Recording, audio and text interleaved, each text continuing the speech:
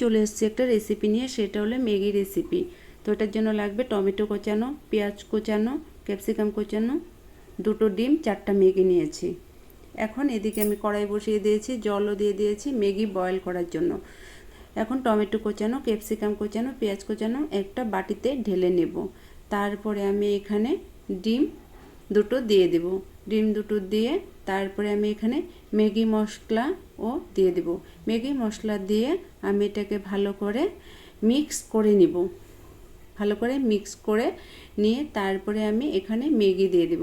ম্যাগিটা আমার প্রায় বয়েল হয়ে গেছে। এখন আমি ম্যাগিগুলোকে নামিয়ে দেব। ম্যাগিটাকে নামিয়ে জল ঝরিয়ে নিব ভালো করে, অল্প ঠান্ডা জল দিয়ে ধুয়েও নিয়েছি। এখন এটাকে বাটিতে ঢেলে দেব।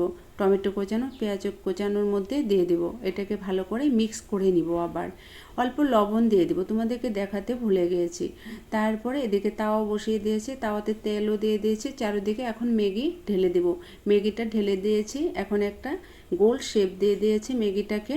এখন গ্যাসের ফ্লেমটা একদম কমিয়ে দিতে হবে, না হলে এটা কাঁচা থাকবে। বাড়িয়ে দিলে নিচটা পুড়ে যাবে আর উপরটা কাঁচা থাকবে। তারপরে এই পিঠ করে উল্টিয়ে দেব। একদম গ্যাসের ফ্লেমটা কমিয়ে দিতে হবে। দেখো এটা প্রায় আমার ড্রাই হয়ে গেছে। এখন আমি এটাকে উল্টিয়ে দেব। উল্টেও দিয়েছি।